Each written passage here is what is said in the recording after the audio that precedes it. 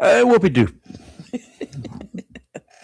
What? Just whoopie-doo. Whoopie-doo. Whoopie Whoopie-doo. whoopie doo. We're on the downhill slide to the weekend. If you have enough clout in your workplace, like you're the boss or the supervisor or whatever, your weekend will start Friday at noon or maybe at 10. Have you considered that there's really almost nothing notable about Wednesdays? These are just little things that I'm thinking about this morning. What's Well, notable about Wednesday? we're halfway through the week. Other That's than hump being in the day. middle of the work week, Mm-hmm. what else is there? Uh, Years ago, in order to give some glory to this day, it became labeled as Hump Day. No, not that meaning. The day that going forward puts you over the hump. So, what else oh, about Wednesday? God. Nothing other than, if you didn't know, you will now. Wednesdays are known as Woden's Day, named after the Norse god Odin. They added a W in front of it, and is often considered the best day to ask for favors at work, and is celebrated in Nordic cultures as Little Dog or Little Favors. Saturday. Little dog. Little Little, Saturday. little dog, Oh, little. little dag, little dag, or little dog, or Little Saturday. It's known as Little Saturday. Do you feel enriched now, special? Okay, so the weekend is only a couple of days away. Good Wednesday. I'm Rayford Brown, and this is Live and Local Real Talk, where the rubber meets the road and the fans in Wilmington, and Washington, not Wilmington, probably in Wilmington too. But those fans down up there in Washington, they're just overflowing with stuff. Good morning. Happy hump day. I'm Lee Barrels. Yay. Let's get it on. Happy Halfway. Wednesday. It's Wednesday. It's Wednesday. Wednesday, yeah. Wons- Okay. It's the day after Tuesday. Well, they got one. Yes. They got We one. don't have a song for Wednesday? Nope. There isn't one. There isn't one. There isn't a song for Wednesday. Well, how can there be You- one for Tuesday but not for Wednesday? Well, they're leading up to Wednesday. Well, is there one for any other day of the week? Do we Monday, know? Monday. Yeah, we know Monday. Okay. Oh, well. Good news is it's What's going to be beautiful the rest of the week out, and Yep. it doesn't look like any rain for the next week. Well, And the weather's going to be Well, beautiful this weekend. well, yeah, okay, yeah, maybe. So far, so So far. far, so good. Yeah. The feds have got one guy. They got one guy. Oh, do tell. They've sent him away, but we'll have to wait to see just how long before he's released or gets killed inside. 53-year-old Otis Henderson. Y'all don't know him, but he had a very extensive period of time in eastern Onslow County, eastern North So say that Carolina. name is familiar. Otis was arrested when he delivered 10 pounds of methamphetamine, 10 pounds, to a guy in a parking lot of a New Bern Mexican restaurant back in 2024. Federal agents, they were standing by. They say he was a courier for a Mexican drug cartel that shipped meth and fentanyl into eastern North Carolina and other locations. Fortunato Beltran, who prosecutors say is the country in this country illegally for Mexico, is a co-defendant who set up the deliveries at the New Bern Drop and other locations. Not sure when his trial is going to be held. Now for the rest of the story that has not been broadcast anywhere. Nobody does this. I don't know why. Mr. Henderson has been arrested on drug trafficking charges several times in Craven County. Numerous arrests, numerous convictions, with every one of them along with other non-drug charges resulting in suspended sentences. Yep, no jail, no prison time. In the 2024 case, ATF and DEA agents handled that investigation, the arrest, and the prosecution in federal court. You do federal crimes, you do the federal time. And finally, after who knows how much harm to Craven County residents, Henderson was sentenced to federal prison. 23 years. Wow. 23? So what I want to know, if there is anyone with an answer that's got the guts to call, is how can a man, Mr. Henderson, be found guilty of trafficking narcotics in a Craven County court, not once, not twice, but 4 times, and get suspended sentences each and every time? If you have an answer, not speculation, because I can provide you with plenty of that crap, but real facts, please let your voices be heard. Our number is 910-333-0139. Four times it bad, 4 times arrested, 4 times convicted, 4 times sentenced to probation. Yep. Suspended sentence. Report to your probation officer every now and then. You do it anytime you want to. Just do it. And some other traffic charges and some other non-drug charges, but 4 times, not possession of a joint. 4 times trafficking. He was convicted of trafficking narcotics. Want to know what's wrong in this country? It ain't the drug traffickers. It's not the cartel. I mean, you got somebody up there. Whatever is going on needs to be changed. Mm-hmm. It needs to be changed. I agree. I mean, the present administration is doing a lot to keep drugs from entering into the country. Yes. But now we need to crack down on those who deal and who are arrested. This guy's a mule. He's a trafficker. He's a courier. He brings the stuff from wherever into Eastern North Carolina. He was tried in Eastern North Carolina. This time in federal court in Wilmington, not in New Bern. Not in Craven County. No Craven influence here whatsoever. The federal agents made the arrest. The federal agents were there. ATF, the gun guys, and the DEA were involved. Now, what else that they were doing, I don't know, but you can rest assured that ain't the end of the story. He's got 23 years to try to survive in prison. He's 53 years old. The name sounded familiar, but not the story at all. There's a all. bunch of Otis Hendersons out there. It has to be. When I looked, I found a bunch of them. Because I'm like, Otis Henderson, but I don't remember this story. Wow. The good thing is most of them were dead, so I didn't have to worry about it. Well, there is a song about Otis, so maybe I'm thinking of that. Otis Redding had a song called "Sitting on the Dock of the Bay," but he didn't finish that song. Did you know it? No, I didn't know that. He died. He died before the final.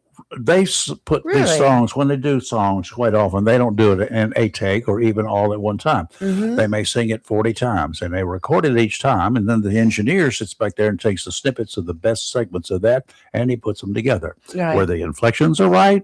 Sitting on the dock of the bay, and then they record this section, record them all, but then they go through and they spend a lot of time editing and putting a song together. Yes. Well, he kicked the bucket before he got the last one's done. Well, how rude. Yeah.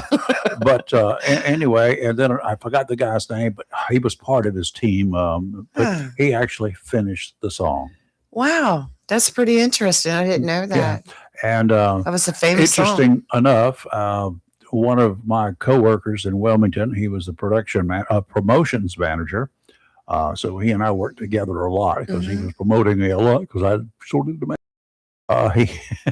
so we met and on a regular basis, like daily, several times a day actually. Then we went to dinner one night because he was a musician. In fact, he performed at our wedding here in Jacksonville. He put together his team of band members and came in and performed at the wedding. So that was cool. Nice. But anyway, he knew the widow of the guy that had performed the last part of that song for Redding, Sitting on the Dock of the Bay. Okay. He died too, but he had a much younger wife, and David knew her, and they, had been friends, and he'd been friends with a guy who died. But we all went to dinner one night, so I got to meet him. So when he was, the things that occur, you just never know who you're going to be dealing with, and what their claim to fame is. So, I was at Angry Ginger's one night when I was judging the karaoke. I was there for a judge, and one of our friends came in. He owns the racetrack in Carteret County. Yes. Bobby's track. Yes. Bobby's track. Yeah, Bobby's track. Oh gosh, I can't think of names this morning. But he brought in a race car driver with him. Yeah. And boy, I jumped right on that. I'm sorry. I mean, I went down and introduced myself and talked to him for quite a while. Gotcha. So it was nice, but you bring up, you never know where you're going to meet somebody like that. There are all sorts of people around here, and I'm going to go all the way down there to Oak Island.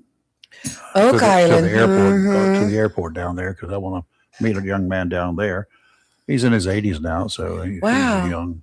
My sister and I went to Oak Island a couple months ago. We must have missed everything you're supposed to see in Oak Island because we didn't see anything. There's not a lot, but he runs a little airstrip there, not so little anymore. He actually sells more jet fuel to private jets and stuff that are passing through than the Wilmington airport does, the fixed base operators there, Well, because he could get them in and out. Speaking of gas prices, let me tell you, I traveled last night up northern part of the state, and the gas prices were cheaper once I got out of Onslow County. They were 20 cents a gallon cheaper, even in Kinston. Really? In Wilson. That's I'm like, almost worth driving over there for. I'm like, wait a minute. Why are we higher here in Onslow County? I Who sets these prices? I've always found it interesting because when I used to travel back and forth to Wilmington every day, commuting, I could find gas prices in Wilmington at a certain chain. Right. And get to Jacksonville. They were 15 cents different sometimes. And they were supplied by the same trucks. They were cheaper in Jacksonville, but the trucks came from Wilmington to Jacksonville to fill up the tanks. I just thought that was so weird. Jacksonville, you need to do better. And then there were times it was just exactly the opposite. It was crazy because Paladin, where do you roam? Remember that song? Yes. Paladin, far, far from home. You know who that artist is? He did a lot of music like that, background songs for different TV shows, and his name is Johnny West. It's a fake name, but his name is Johnny West. Sitting with my buddy who was a retired Army CID officer, the one who was involved in putting Jeffrey McDonald away for the rest of his natural life. Yeah. He had moved to Carolina Beach, and we used to see each other, every 2 or 3 days, we did. And so he had a friend of his with him one night, and he said, "Hey, this is Johnny West. You don't know him?" I said, "No, not really, but good to meet you." He said, "What do you do?" And he said, I used to record a lot of stuff. He said, "You familiar with Have Gun Will Travel?" And I said, "Uh-huh." And then he broke into the song. Oh, my gosh. At the table. Oh, my gosh. And everybody stopped and listened. There you go. That would be pretty cool. That was cool. That was cool. Anyway. Wow. And I guarantee you Steve can sing Have Gun Will Travel. While we're talking about the ballad from my travels last night. Yeah. Let me ask you a question. question. Where'd you go? I went to Wilson, North Carolina. Jim Hunt, that's his home. There's a new super highway. I don't know how new it is. It's new to me, but I took a super highway, $7.95. $7.95. Yeah, it's highway $7.95. Interstate. I don't know what it, but it just a lot of money. Look. All I know is like turn right at .0. This turn left here, merge. I don't know where I was. Oh, you it was dark. Your machine.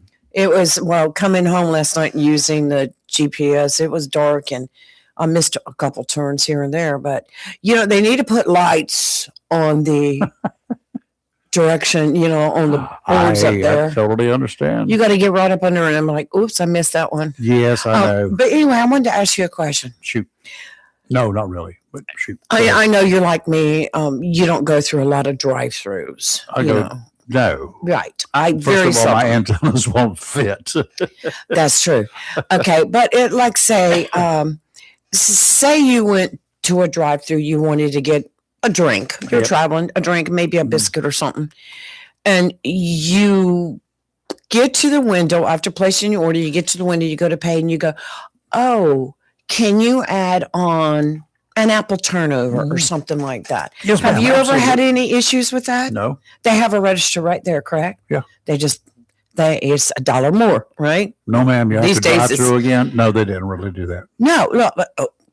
So I said, "Oh, there's I'm gonna pull into this one and get some iced tea and maybe a small sandwich because I had not eaten all day." So I get up to the speaker. There's a couple cars ahead of me, and I'll see them go ahead and go up to the window. And I'm sitting there, and I'm like, "Hello, hello, anybody Wakey, there? wakey. Hello." And so I thought, okay, maybe their speaker doesn't work. So I drove up to the window, and I could already tell when she opened the window, she had attitude. And I just smiled, and she said, "Can I help you?" And I said, "Well, I wanted to order, but your speaker doesn't appear to be working." And she goes, "Well, there's only two of us working here today," and blah, blah, blah, blah, blah. I said, "I am so sorry, being nice." I said, "Can you go ahead and take my order?" "No, you're going to have to drive all the way back around and go to the speaker again." Well, And I'm like, "What?" okay, let's just say this is a restaurant X. You know Right. what I do at that point in time? I say, okay, I'm sorry, but can you give me the directions to restaurant Y? They serve in the same thing. Well- a different restaurant, different chain, different. That's what I You'd would be do. proud of me immediately. because I was You very wouldn't. polite and I did not use any descriptive words. Why not? And I just said, "Okay, thank you. Thank you so much." So I drove back around out of the parking lot and went to the restaurant next door and ordered Oh, my I tea. would let them make sure they knew what I was doing. But you know what? That's- Well, I guess she probably figured it out when I never came back, but what in the world?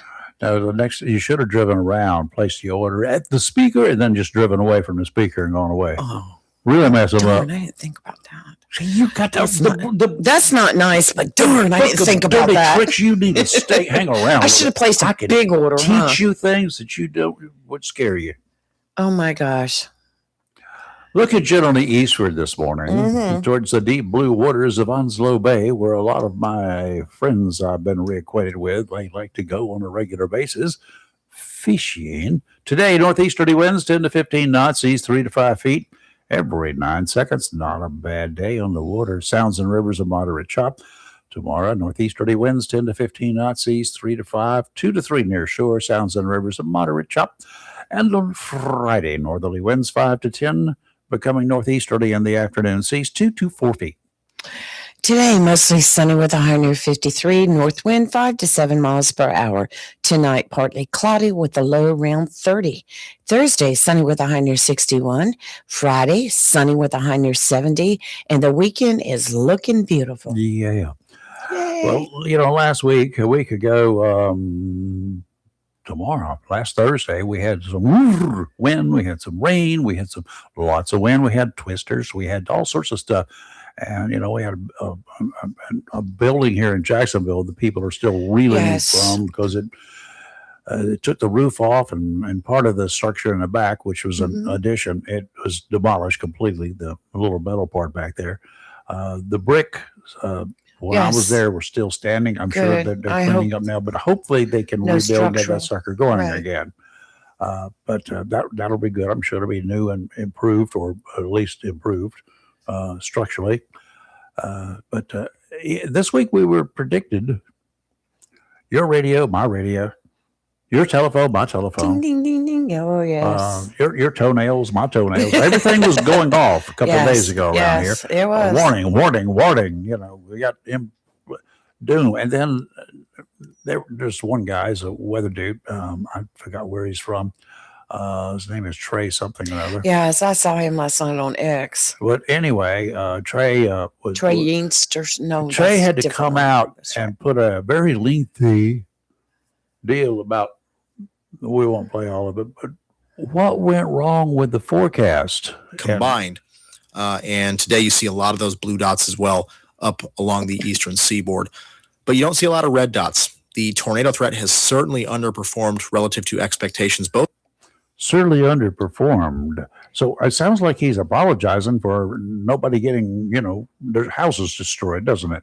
It today does. and It yesterday. does. Just the one filtered tornado report there in southern North Carolina. Just the one. Just the one, darn. filtered tornado Sorry. report. Just one. Just really? one. We predicted a bunch. Only got one. Sorry. I'm sorry. With the rest being mostly wind reports. And then yesterday, just the 9 tornado reports. It was a 10% hatched SIG 1 yesterday, just the 9 brief tornado reports there. So the damaging wind threat certainly has panned out as far as spatial coverage goes. The tornado threat has not.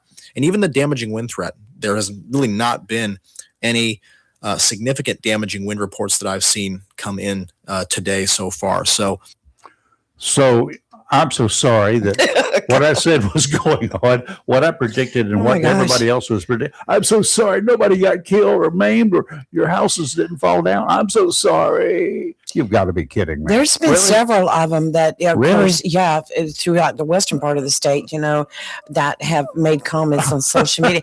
I don't know. Do they feel like they need to defend themselves because the weather didn't We pan all out? know But you don't get it wrong 50% of the time anyway, so what's the big deal? look, we're happy. We're happy we didn't have. And I know you get it from someplace else. I mean, his credentials said he had 15 years in the business. Okay. He's just a beginner. Yeah. Well, They all don't go according to plan because, it's mama nature. Let me know when you can predict what she's going to do. you cannot predict it, and it's just like okay. Let me tell you this real quick. I have to be careful with what I say here, but Why? I had someone from the U.S. Postal Service call me and say,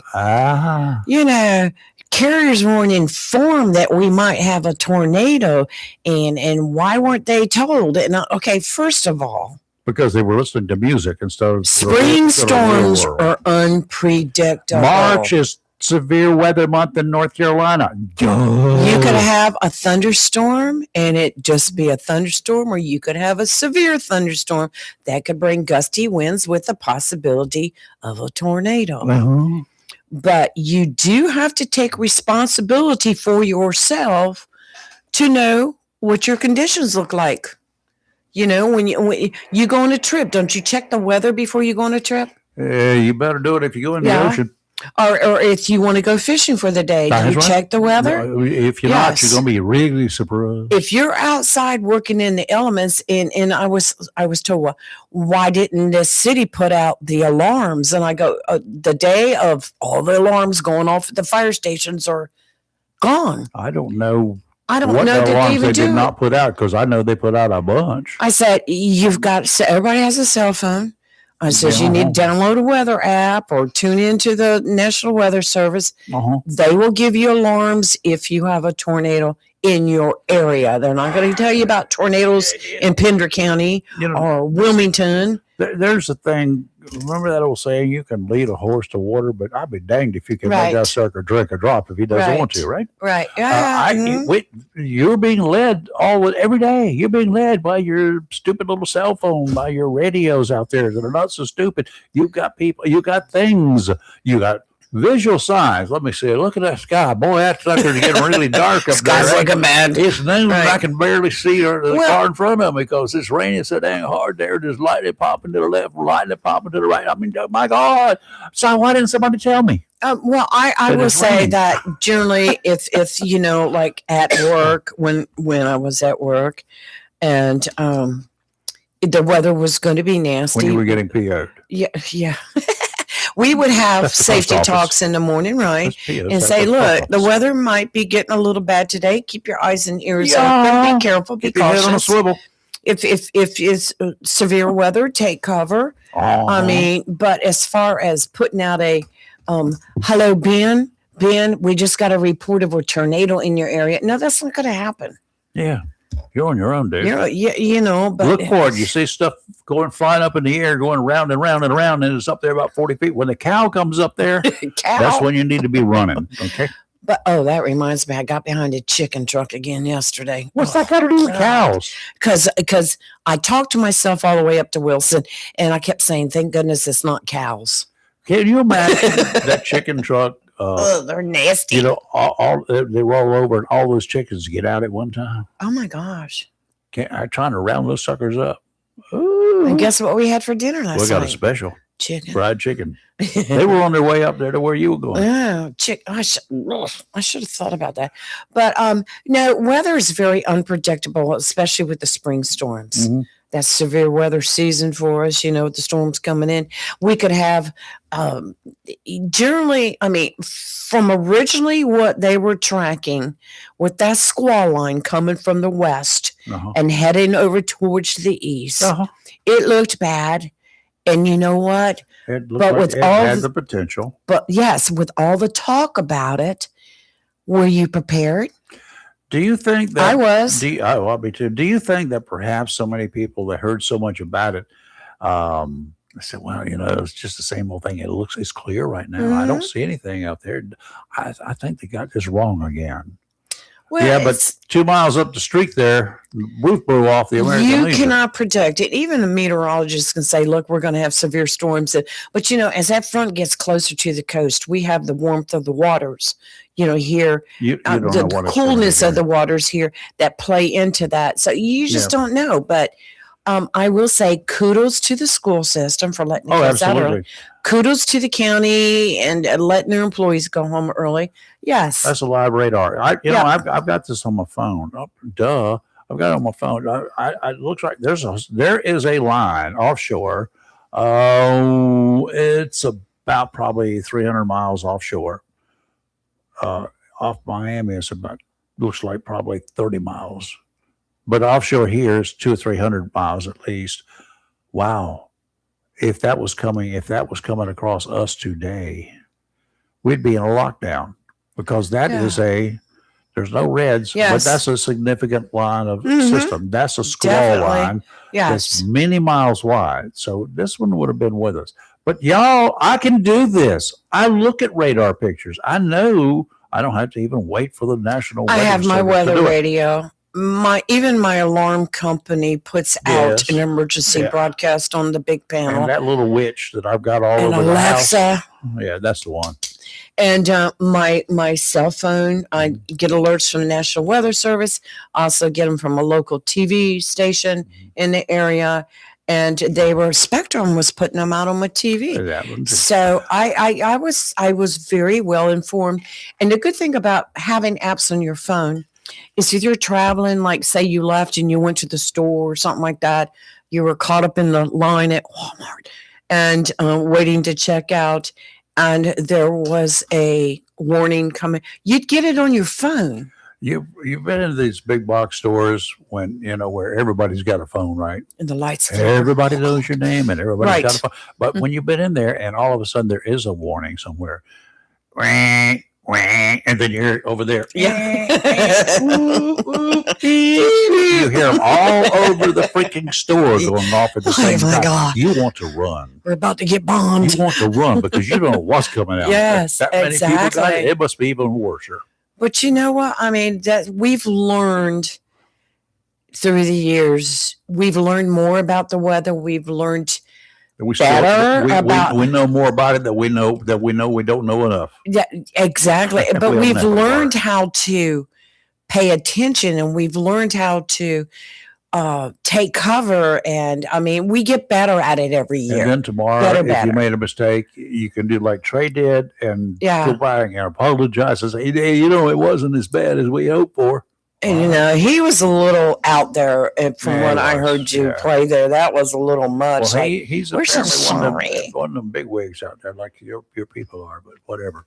oh, Okay, everybody, people come in here in this area and they say, you can't make any money here. Y'all are cheap. You got your minimum wage is too low. You I made good money You need here. you need to be you got to raise the minimum wage. Well, go back up to New York because they did. We're in the process of doing it. Want to make some decent money? You don't even have to be. You don't have to go get a degree at anything. Probably wouldn't do you any good. Most people, it doesn't. By the way, they don't have any. That whatever their degrees in, they're not working in that field. That's way too often the case. Mhm. But if you want to make some really good money, how about $30 an hour? Well, that's good. That's good for That's this going area. to be the minimum wage in New York. Well, all you have to do is move to the city, to the New York City. You won't have to get a college degree. You won't have to have a special skill of any sort. The Big Apple's worm, aka the mayor, wants to see a minimum wage of $30 an hour. Only two problems. One is that you'll need to live in New York. And number two, you'll be paying a lot of money for food, newspapers, most anything, including the rent for the place that you live, that you got to be there, but you won't be able to break even. because all the other prices go up accordingly. Do you think if you paid $30 an hour at a McDonald's flipping burgers, you think that they're going to sell those burgers for 15 cents like they used to? No, not even $2, not even $5. That the 15-cent burgers will end up at the retail window by the time it gets through the line, unless it's at that place you went to. It's going to cost you, at least $5. At least $5, but nothing else. You might get a napkin. Oh, you want a straw with that drink? Nah, that's another $2. And their paper. You want some condiments? Okay, $2 for these little 2 packs of condiments, 1 little pack of salt, 1 little pack of pepper. I don't want the pepper. Can I have 2 salts? No. You pay another $1 for that. With our friend Jack is listening, he needs to call in and tell you about his experience at one of the drive-throughs a couple Call weeks in. ago. Well, wait. If you're listening. We got Dr. Rose. Oh, that's here. right. Dr. Wait for Rose at Dr. Rose 7:30. in a moment now. Yeah, he was telling me about it, and I was like, what? If minimum wages increase, and like they are trying in Right. New York, and they have tried here, and they're going to continue to try. Once they go up for menial tasks, working at McDonald's is not supposed to be a career. Yes, some people can go there and work their way up into a management position. They could maybe even own a franchise. That's cool. That's your goal. Work from the ground floor up. You'll be a much better owner, manager. All right? I ain't got no problem with that. Mm-hmm. But if you're going to be there and you're going to flip burgers and you're going to do that for the rest of your life and demand pay increases, you're a loser. You should go out somewhere else. You got 2 choices in advancing your career. And one is to move up into management at wherever you work, whatever position you're in, and then maybe as an owner or whatever. And the other one is to move on to another one because you've got the training. Go somewhere else. They can take advantage of your expertise. Dr. Rosemary Stein, good morning. How are you? Good morning. I am doing well. Good morning. Hope things are well. Sun's looking great here this morning. It's beautiful.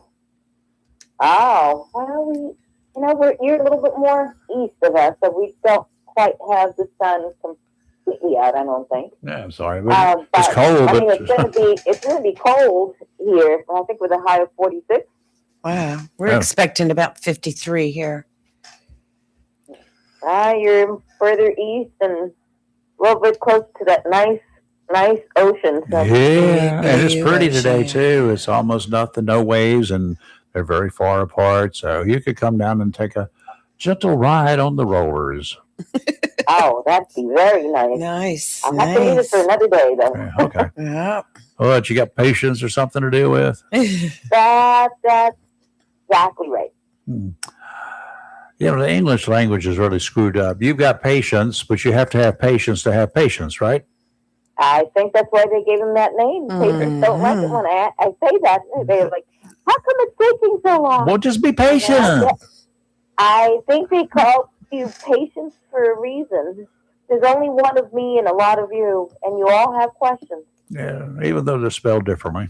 That's the way it goes. But anyway, what's going on in the world of medicine, especially with children?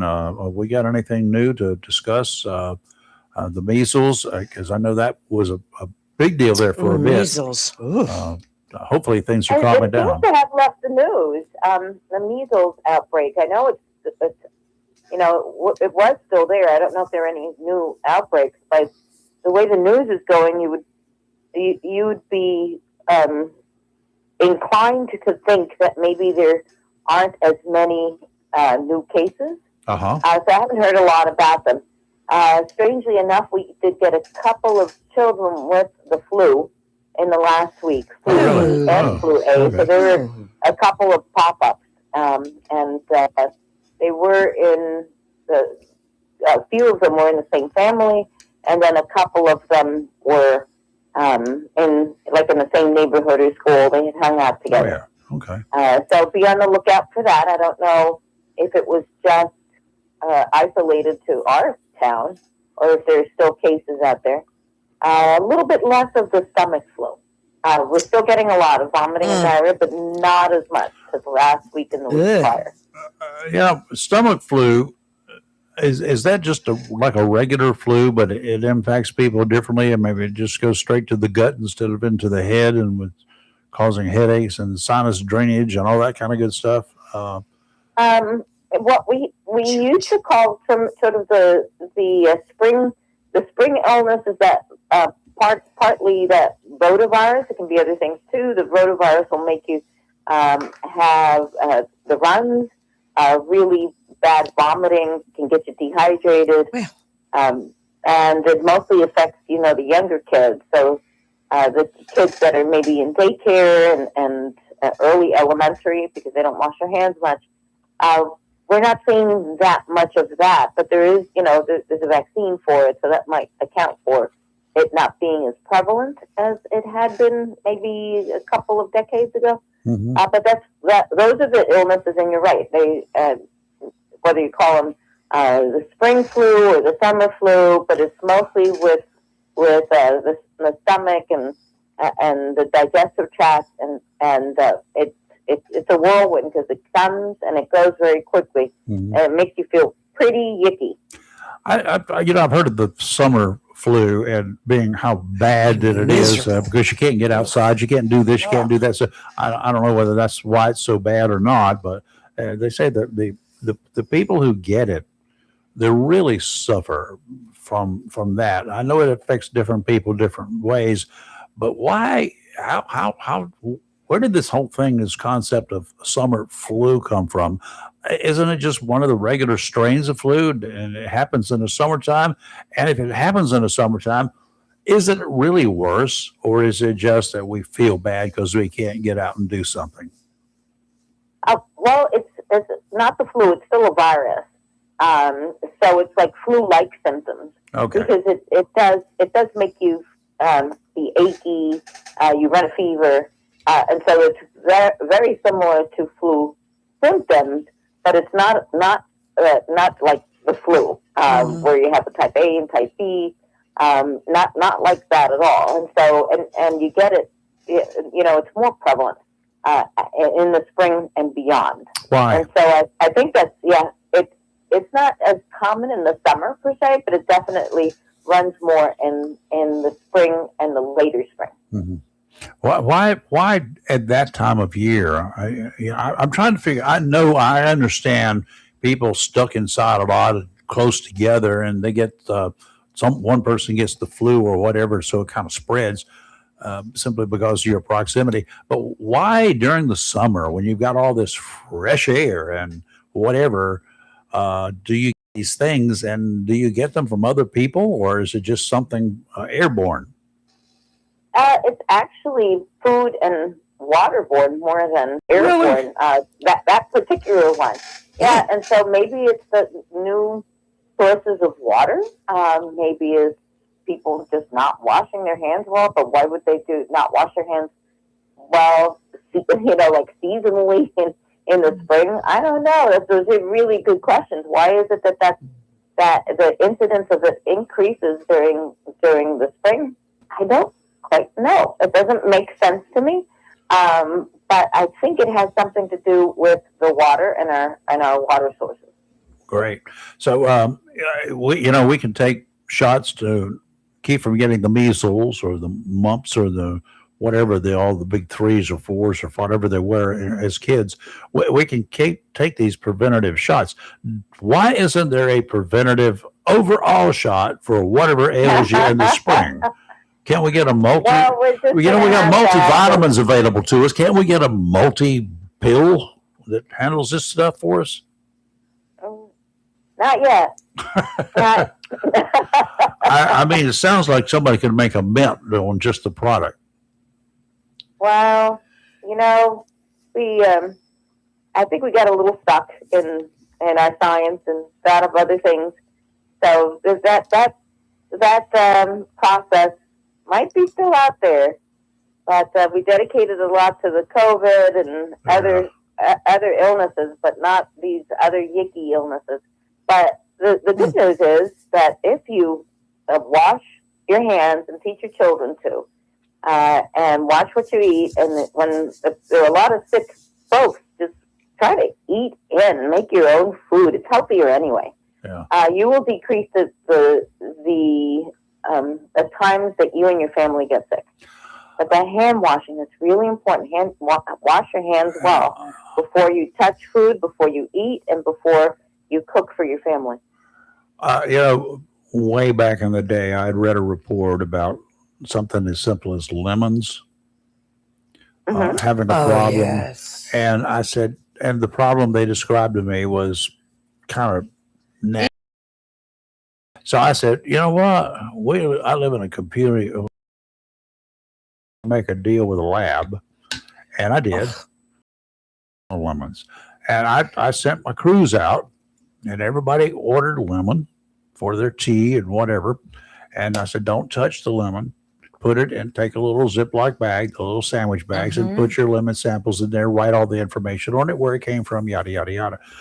And of all of the lemon samples we got, and it was probably 15 or 18. This one lab in Wilmington, they swabbed the skins. The lemons are fine. Right. The skins, that stuff Bacteria. that they dip down in your tea when you get it, sweet tea.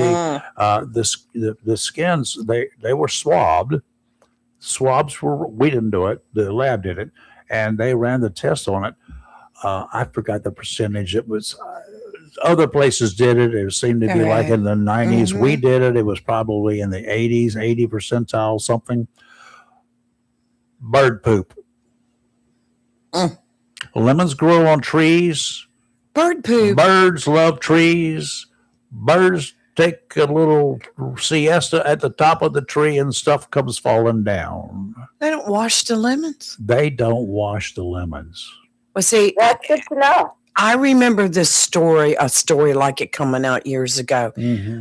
I mean, I don't like lemon in my tea anyway, but when they bring it out, I'm like, yeah, Well, if they bring it out to me, I request them to come back with another glass that has not been tainted. Right. Yeah, I've heard about in restaurants where they slice the lemon up and they just lays there. Yeah, well, all just day laying long? there is probably fine. But when it came in infested with stuff on the top of it, and I asked, I had a really good friend. He worked at I think he was a bartender or bar manager, but he said, I just asked him one day, well, no, you get these boxes of lemonades. Do you guys wash them? No, they're already clean.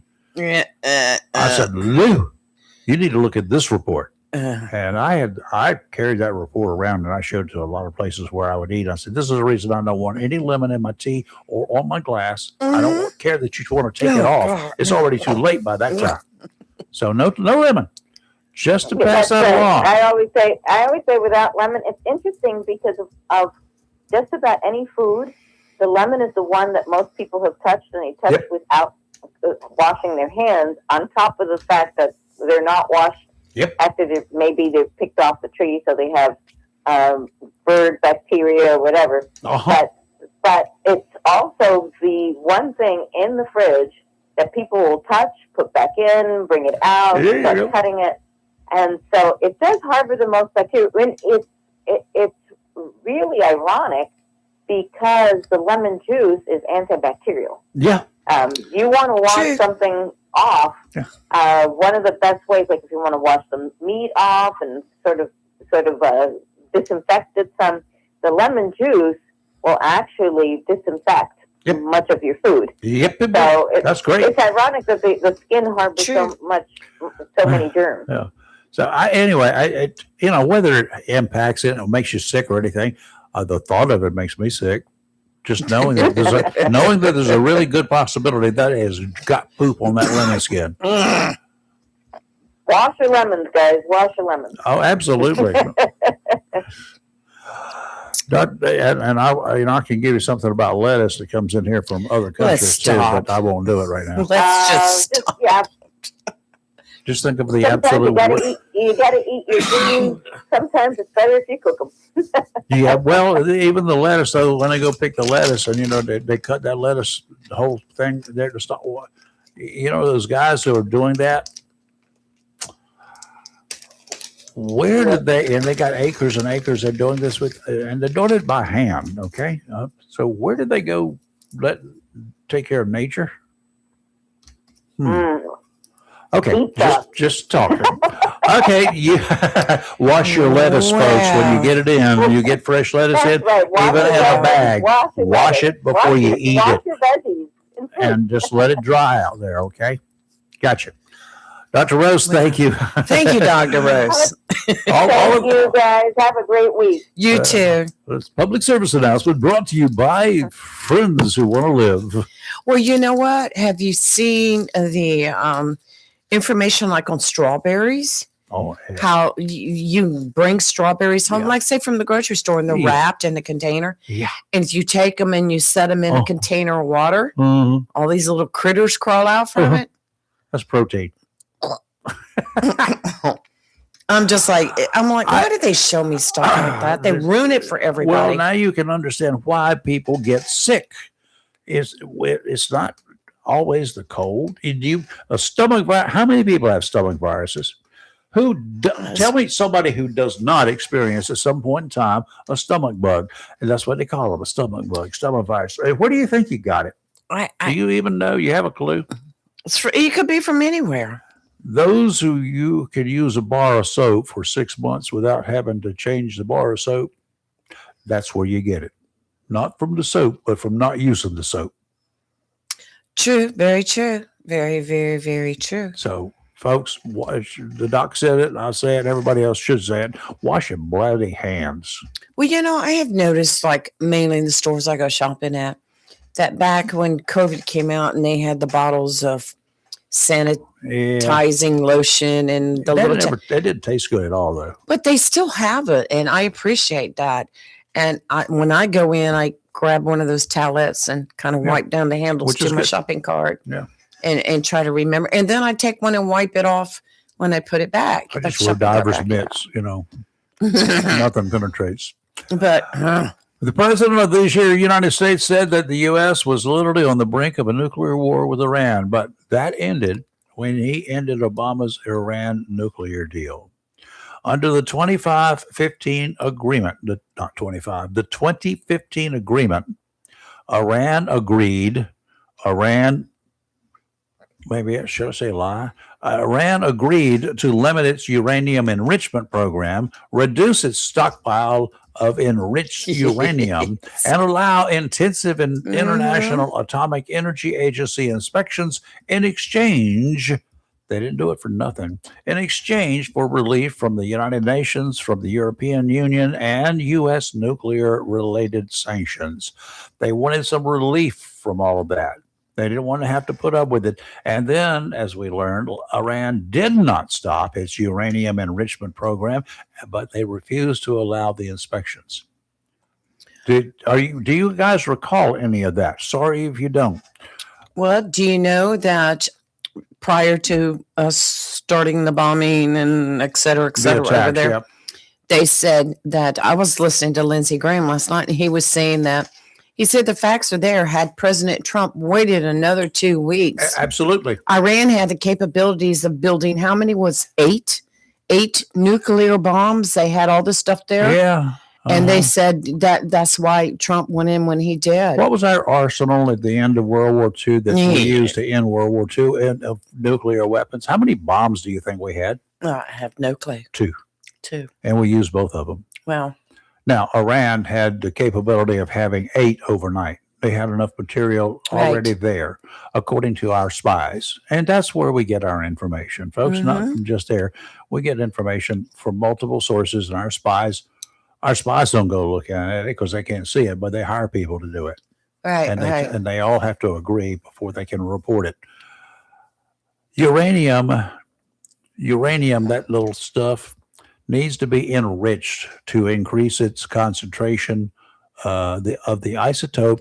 Don't even try to remember this, but this is what it's doing. They got to increase the concentration of this one little isotope called uranium-235. In the natural state, it's next to really close to nothing radioactive. Through the enrichment program, it needs to be between 3 and 5%. That's a massive increase, still seemingly small, 3 to 5% enriched, and that's just for commercial nuclear reactors. Much higher concentration for weapons of mass destruction, bombs, the big bomb.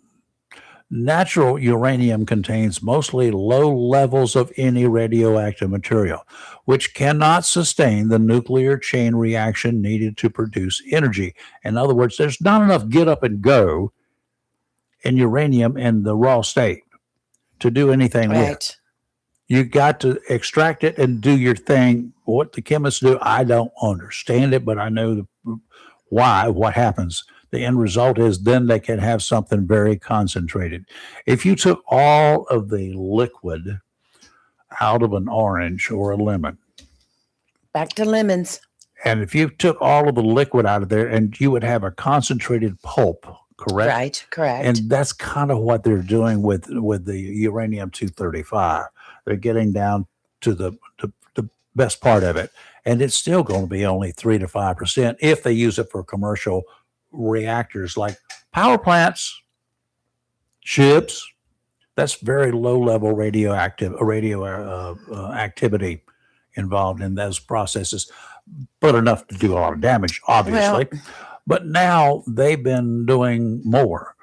All indications are that Iran was working diligently to produce enriched uranium up until 2 weeks ago, even, and had plans to produce nuclear weapons. I think Graham said as many as 8. Is that what he said? But Yes, I multiple believe it was 8. explosive devices that they would just need to be transported to do what they have promised to do, kill Jews and Americans. That's what they want to do. Right. They want to eradicate Israel right up front. One bomb will do it.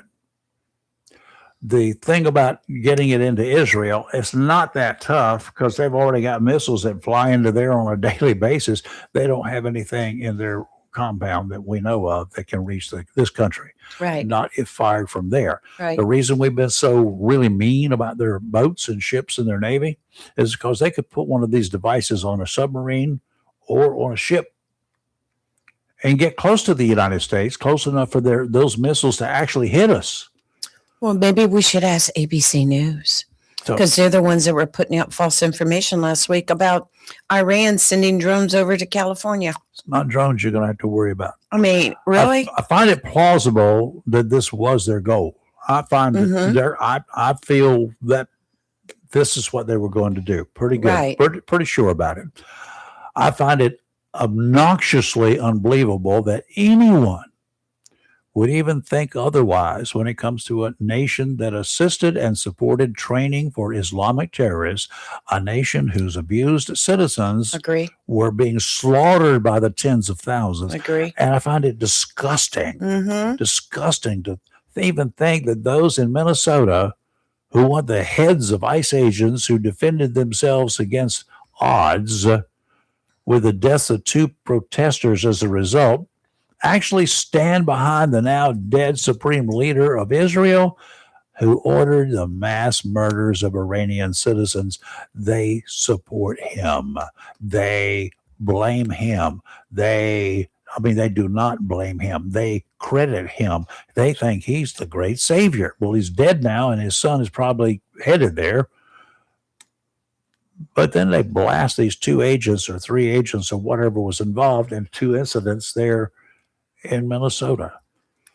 It's Well- tragic and unfortunate. But look at what was premeditated with malice aforethought. The murders of tens of thousands of Iranian citizens. That's what they did. Well, I think that we all need to stop and consider the fact that we don't know the full details of everything that's going on. We have to have faith in our country that we're doing the right thing. And because I've heard so many people just jump right out against the war. And I'm against the war too, but it's not well, really not really a war, but you know, It's not- against our yeah. actions. But I'm against even having to do it. I don't like that we're having to do it. Oh, Number I one is don't it's either. expensive as hell. yes, it is. We're talking about millions of dollars every time we launch one of those things. Right. It's just, but I've had conversation with different people on both sides of the aisle, And it's like, we should not be doing this. Iran was not going to do anything. Iran was no threat to us. And yeah. Okay. Said the same thing about Germany in 1940. Next time an airliner goes down because of some 1939, they said the same thing about the United States. I mean, people in this country did not want to go to war because, I mean, you know, they can't get here. They can't harm us. They can't do anything. And then we've got their submarines, the German submarines off the East Coast all over. We had planes, we had subs, we had aircraft carriers, we had everything else in the Pacific headed for Hawaii, which is the United States, was then too. Wasn't a state, but it was part of the United States, and attacked them. They could have attacked the West Coast. Our defense system there in World War II, sadly lacking. We had some ground troops there at, I guess, at the Marine base. Yes. Well, we had fleets there in the harbor. Can you imagine them going into the crossing over the Golden Gate Bridge and attack all the ships that were being poured around there, military and otherwise? Oh. Well, it's just like, I don't know. It's just, there's so much going on. And the country is so divided, but I find that it's divided politically. It is. Nothing else. It's all political. That's just with the Joe Kent, the director of the National Counter-Terrorism Center, who resigned yesterday because he disagrees with what Trump did, and he disagrees with the war, and he's saying that Iran is no imminent threat to our nation, and we did this just to help Israel. Okay, Mr. Kent, do we want to talk about how you have been suspected of leaking information, classified information, and that you were on the verge of getting fired? Do we want to talk about all that? If he's leaking classified information, he should be arrested and then fired, not the other way around. Stuff is starting to come out, and it's okay if you don't agree with the president. It's okay. Well, the facts speak for themselves. I don't like what the president has had to do or has chosen to do. I don't know if there's another path. I do know that he was working for ceasefire with Israel. And, that never worked. Ever worked. But anyway, they tried. They negotiated deals, and I don't know which side. Probably both sides took advantage of the opportunity to sneak one over on the other one. Well, that's the way it works. When I first read about this Joe Kent and him, and I'm like, well, that's not a very good look. But then I started learning more and started researching more, and I'm like, oh, okay, I see. I mean, he can disagree with what the president did, no problem. But Joe, how about, let's talk about what you were doing, Joe. Let's talk about what you were doing. So there's always more to a story if you dig far enough. What happened to that dude that sneaked out of the country with all the CIA stuff? And he was a low level. Yes. He wasn't even an analyst. He was nothing but a clerk typist, basically. It is some other official title. What was his name? Eric Snowden was his last name. Snowden? Was it Eric? Whatever. Eric. Anyway, Mr. Snowden, I said after that time that, because I had a picture of him, I said, if I ever get on an airplane that Mr. Snowden's on, that's going to be coming towards the United States, anywhere nearby, I will get off of that airplane. Things could happen. Not by him. We could do things. Right. And I don't want to be on a plane where it's a shootout with air marshals. You understand? There's a lot of collateral damage that's going to occur. Right. I don't want to be part of that collateral damage. God, I can you imagine just being sitting there and having to die because you're there? And you can't defend yourself. Oh God! Regime change.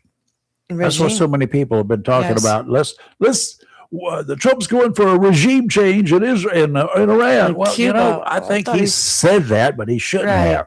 That's not your goal. Our goal is to take them out of commission. We let the Iranians decide how they want to handle it. They want some assistance.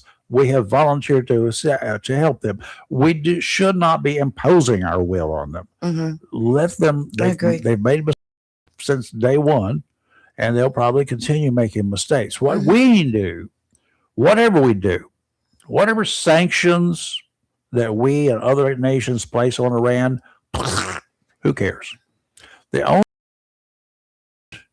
this time is that the long range plans of Iran, they don't work in days, weeks, months, or even a few years. They work in half centuries. They work in decades ahead. They think about 2050. They think about 2075, 2000, or 3000. They ain't going to be here, but they work for their country's future. Long range plans. And their long range plans have been delayed a little bit now because of the action that we're taking. So those down the road will have to deal with it themselves on our side. But they're going to have to. They need to learn this stuff.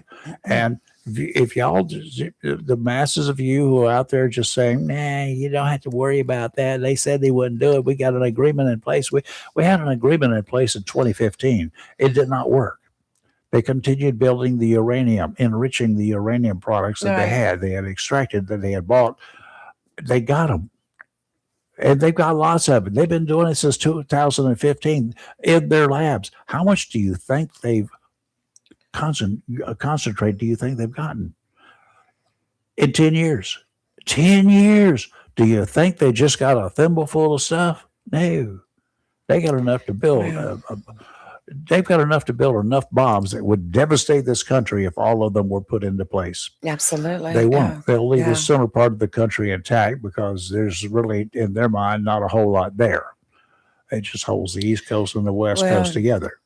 But the East Coast, all of our government, everything is intact in our Northeast.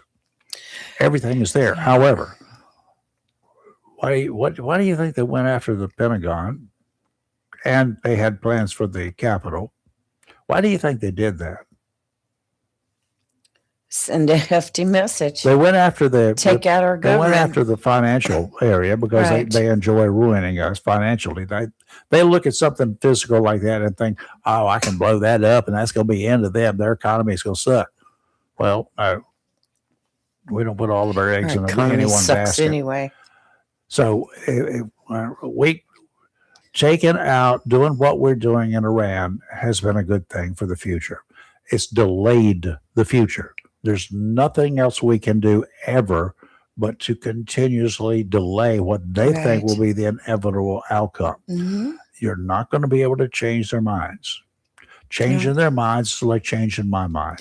It doesn't happen. We've teetered back and forth on the edge with Iran for quite a while. During the Obama administration, during the Biden administration. Yes. Huh. And we've gone back and forth with them. And we've had to keep eyes on them. And we've had to, more or less be the nation's policeman. But, this has been a long time coming. Too long. And I agree with that. Well, if we had all along taken the actions a little bit here and a little bit there, they should have been taken. Mm-hmm. And people like the Khomeinis, the father and son, they would never have survived even in getting started. We would have eliminated them up front if we had the brass to do it like we used to. It used to be done. So regime change, no, we didn't have to worry about that. We just eliminated any change that they would have had for the future. And all we can do is hope for the best. Yes, we do assist other countries in their other countries assist us. It seems like we had everything. Huh. Wouldn't it be nice one time to somebody else do it and they just say, can you help us? Well, we go in.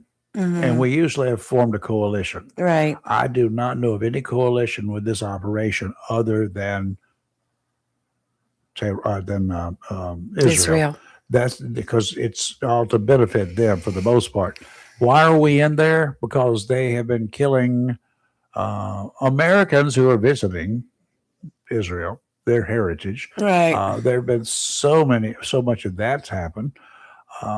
But just trying to destroy that country and its people, just because. Right. Just because. Just Exactly. because it's not a They good want enough they reason. want the power. They want everything. Well, we can give you So- some power, but it's going to be coming in the form of some very large missiles, and when the fuse is lit, the timer is on. So Mhm. y'all got to watch out.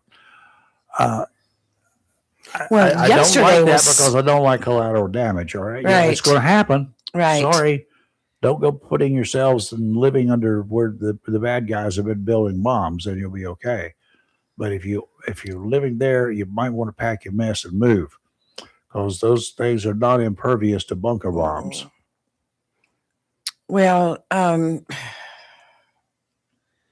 wow. You were talking about airlines earlier. Let me tell you about how mad I would be if I was on this Delta airline flight Where's your granddaughter? from Seattle to Taiwan, which had to make an emergency landing in Alaska after a passenger allegedly hurled racial slurs at flight attendants and triggered what the crew classified as a serious in-flight security incident. Barbara to the pilot. They had to lock the What- cockpit up. They do that anyway. Supposedly. Oh, But they said- Florida, It escalated so rapidly that they had to lock the doors, and the pilots coordinated with Delta's corporate office No. for diverting the aircraft. now we're going to drop down to 10,000 feet, y'all. I You would won't need your oxygen. beat that, Just man. stand by. Flight attendants, would you please open the cargo door? Well, it all started with a flight attendant was sitting there at her little desk, and she was eating, and a guy walked up and just like put his hand on her shoulder, which is the first no. No. But then he No got touching, no touching. unruly when he asked about the availability of the bathroom, and she said that it was occupied at the time. And he went off and started with racial slurs and stuff. And I'd be like, my flight was diverted. But said a second flight attendant said the dispute grew so heated that nearby passengers moved towards the galley to help calm things down. That attendant also retrieved restraints and then repeatedly ordered Martin to sit back to his seat. Go back to his seat. Authorities said Martin swung towards a second attendant, but did not make contact. No one was struck during the altercation, but the tensions were high. I mean, what? You got on a plane. They no sooner take off. An What's your international problem? flight, no less. What is your problem? International flight. If you were that upset about whatever happened at the house before you got on the plane, you should have stayed home Or gone checked into a motel or for a go few checked days. into a and just, motel or something get like out- that. Get it out of your system. Wow. Just What get- is, but could you They're imagine? crazy. They're just absolutely crazy and mean. Could you imagine being on a flight and that happening? Well, yes, I have thought about it time and again when I was doing a lot of flying. And you know what goes in my camera bag? My camera. Yeah. But you know what else goes in my camera bag? Some ties, some. Some long, Mhm. long zip ties and some Mhm. short ones too. And they don't show up in the metal detectors, of course. Right. But and even when they hand inspect the bag, there's nothing illegal about them. Nope, not at all. So I've got them there, not for me, but it's always great to have the little ones because I can secure zippers together, not that it will stay together, Right. but keep them from inadvertently opening up on the Right. baggage and other stuff. I carry them all the time. I carry all of them in Jeep too. But the Mhm. long ones are great. If some dude is such a jerk that he's going to be interrupting my flight, the chances are real good he's going to be flying on the floor, I'd be like, secured to the bulkhead, not sitting up, laying on the floor with his hands secured to one of the seats, the vertical poles that hold the seat in place, hold it up. You'll be secured there, and that's going to be a rough ass landing. I can tell you that. well, I'd Bobbity-bobbity-bobbity-bobbity. say before you took them off the plane, just shut the door and turn the lights off. Because I'd be so mad that I was diverted. Blanket party. Oh my gosh. I don't think people out there know what a blanket party is. If you're, But you know if you're ever what? military, you know. That is kind of scary though when you think about it. You're way up in the air and you've got all this stuff breaking out on the plane. Yeah. Where do you go? Yeah. You have no place to go. All of you folks sit down and tighten your seatbelts now. I know there's one jerk that's not going to pay any attention to that, but then all of a sudden we're going to take a nosedive. Oh my About gosh. 500 feet. He'll be planted on the ceiling and bouncing around here and there and everywhere. Y'all buckle up now. Yeah. Remember that old, what was it? Starskin Hutch shows or something? Oh yeah. Better buckle up now. Well, did you hear the story about Jasmine Crockett's security team? Good Lord. Yeah, that's Let me see who's calling. We'll talk about it after that. Oh, it's Steve. Crazy. I want to hear him sing Paladin, Paladin. Don't make him sing that. Why not? That's a great song. Right, Steve? Mm-hmm. Yeah. How are you? Chili? It is a little chilly this I'd morning. like to have some. Chili, you know. Good stout chili would be good right about now.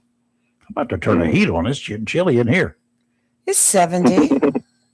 Up there, down here underneath this Yeah. table is 22 degrees. My feet are a little yeah. cold a bit. I need to I put some. think by the weekend it's supposed to be up in the 70s again. Now. Yes, Yeah, yes. I I think Sunday's 80 something or it Don't could be like the weather. Saturday. Wait a minute. Yeah. Yeah. Correct. Welcome to Eastern. What's up? So my day in the summer and winter wardrobe around here, there's like a Tuesday and a Thursday wardrobe. Yes. You know, if you go anywhere, like I did the other day up to the Outer Banks, I had clothes or everything from shorts to whatever, you know, back and forth, just in case. So, Yeah. what's I heard going y'all on? talking about Kent this morning, the Joe. Yes. director for the anti-terrorism, resigning yesterday. You know, he was handpicked by Donald Trump from the MAGA crowd. Donald Trump put him in that spot personally. Mm-hmm. And, you know, I don't necessarily agree with what MAGA believes, but most of them aren't stupid. You know, most of them are smart people. And I believe they recognize that there's a difference between what Trump promised them to get their vote and what he's actually doing now. Mm. And, you know, it seems like the same thing happens every time somebody in Trump's camp stands up and tries to tell what we all know, which is that he don't always tell the truth. They immediately start trying to attack that person and try and discredit their opinion. Uh-huh. I don't understand who would we believe? I mean, we all know Donald Trump don't tell the truth all the time. Well, you say that, and you're making a blanket statement, several blanket statements, Dave. So we all know. Now, you've included 325 million people here. We all know that Donald Trump doesn't tell the truth all the time. I don't Who think does? I don't think you can say that. I can't say we all anything. Mm-hmm. I can't even say we all with myself. I would disagree with that because I mean there's literally thousands of examples of him stating things that are not accurate. Uh-huh. In your opinion? No, not my opinion. Just last week he said Iran has Tomahawk missiles. They do not. How do you know? Because we're the only ones that make Tomahawk missiles, and we sell them, and we haven't sold any weapons to Iran since 1979. Do you not think that Iran buys stuff from other And people? the only countries that do have them is Australia and the United Kingdom, other than us. Mm-hmm. So, I mean, then that's just one example. I mean, literally there are thousands, but that's one I can just pull out out of the sky. I know, but let me just do one real quick thing here. Okay. You know, over there on the table over there, there's a box of tissues over there, right? Lee, to blow your nose or something if you need to. Everybody in here is going to say, have you got any Kleenex? No, those are not Kleenex, but we're going to refer to them as Kleenex. We refer to all sorts of, I do. Everybody who's out there who doesn't know their rear end from a hole in the ground, every semi-automatic pistol that's out there on the streets is going to be called a Glock. Every assault weapon is going to be called either an AR-15 or an AK-47. That's the way people refer to things. No, I have seen so many people, including a sheriff in Brunswick County, say that the gun that was used and they recovered was an AK-47. No, it was not. It was a Russian SKS. So Okay. we use different terminology. Now, whether he's saying and they got Tomahawk missiles or they got missiles like Tomahawks, I have right here. Don't know. United States, a primary developer and user deploying Tomahawks from Navy ships. United Kingdom operates Tomahawks on Royal Navy submarines. Who builds them? Australia integrating Tomahawks into Hobart-class destroyers. Japan purchased around 400 Tomahawk missiles from the United States and that they're using. Netherlands, Tomahawks. Poland contracted for 200 to 300 missiles. But what Steve's point is, we make them. They're primarily operated by the United States. Yeah, but we make all of them. We make all. We got the patent on making Tomahawk missiles. But it doesn't. So Iran doesn't. They can't own any Tomahawk missiles because we haven't sold them any, right? But we don't know. But had they got other missiles that do the same thing? They have already established it with a Tomahawk missile. They hit that girl's school. They have video and they stop frame. You can see the missile coming down. You can see the missile. Yeah.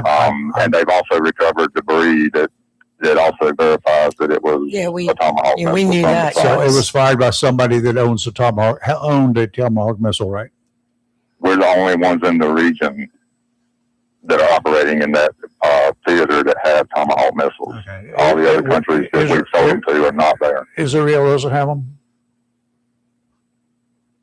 Right now, you can look into that. I don't think they do. Okay. I don't know for sure on that. I don't know either. I don't either. But I'm just asking. I don't know. It says Iran and Israel do not possess Tomahawk missiles. Claims suggesting otherwise have been debunked. But Tomahawks what are we're doing is manufactured in the United States and are tightly controlled, with exports limited to close allies. So we do supply some of our allies with them. Why do we keep a security force in Japan if they're our allies and that we kill them Tomahawk missiles?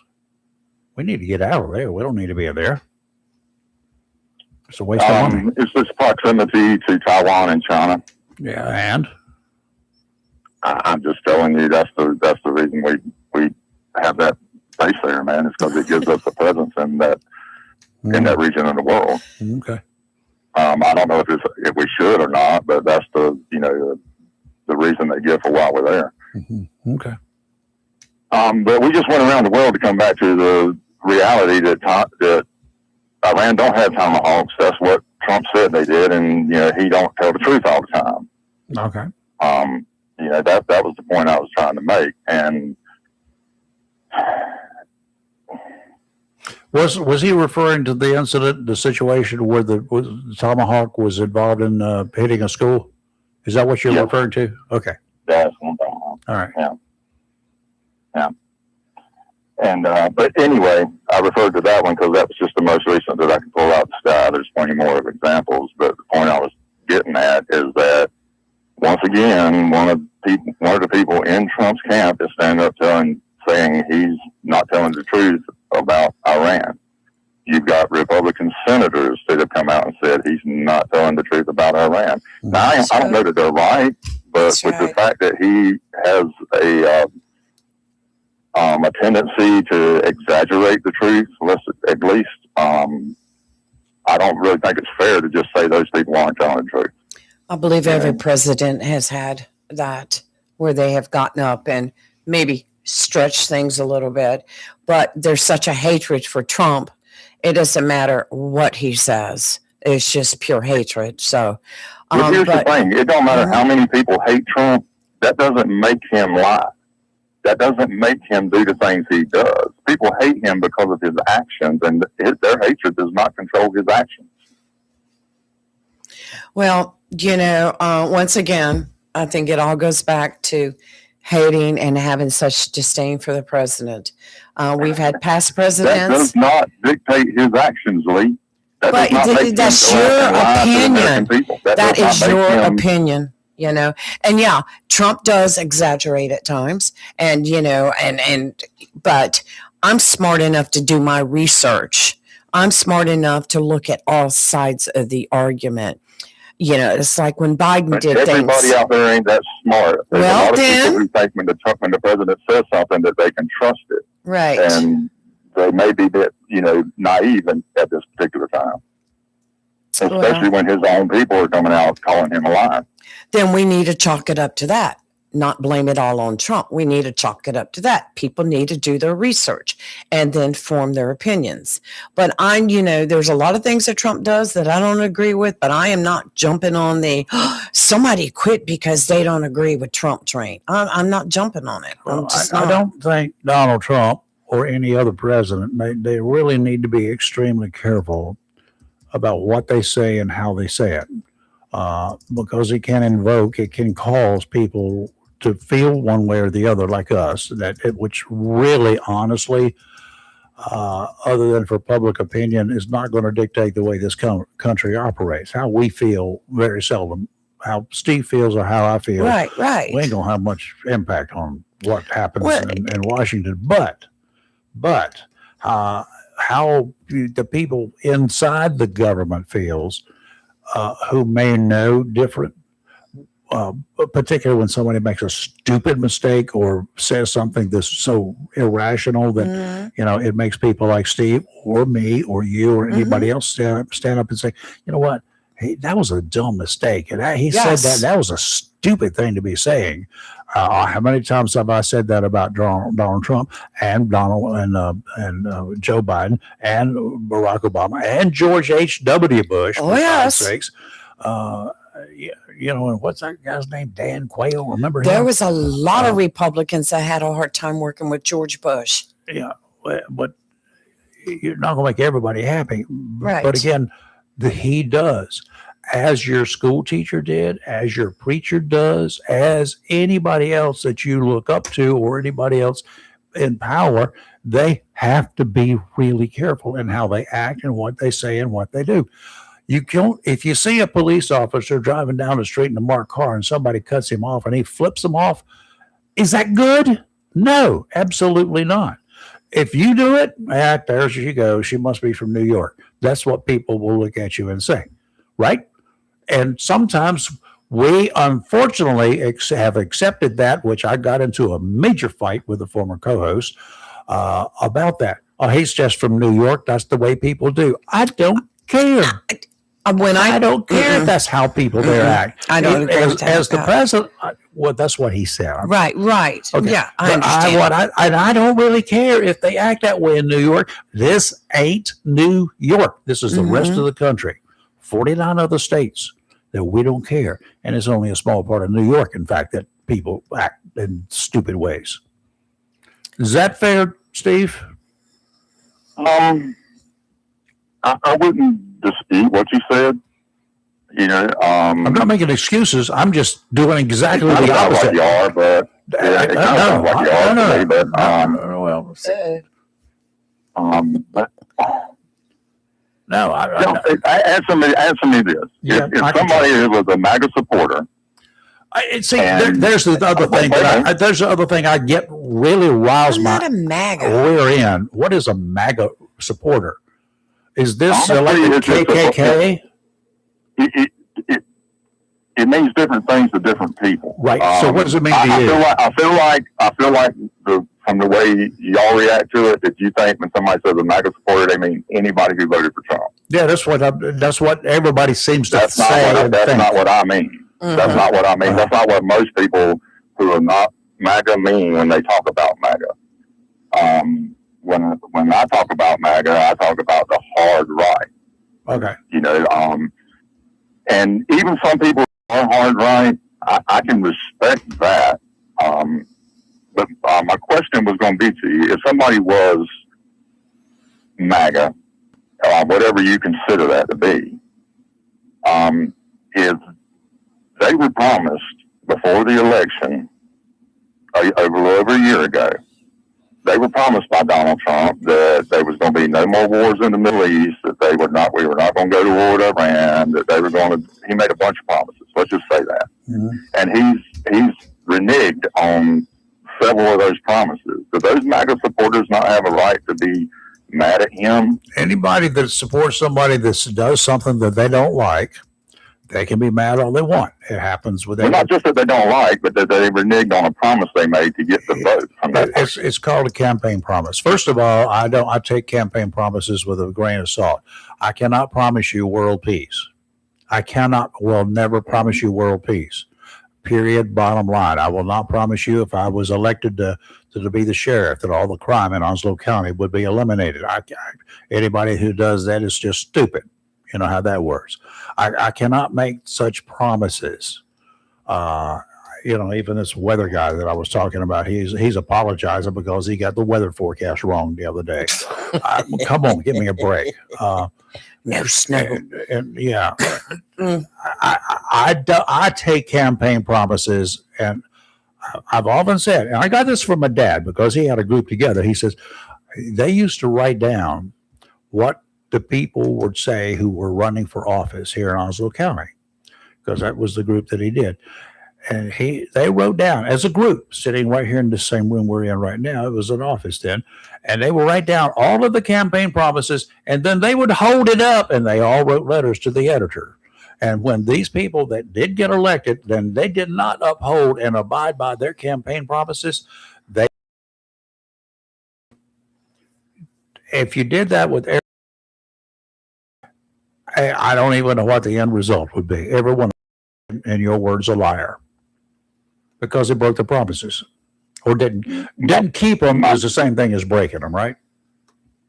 My point is that if he has failed to fulfill promises he made to the people who voted for him, they have every right to be mad at him. Sure. So once again, you can't say it's just they hate Trump. His actions is what makes people dislike him. Mm-hmm.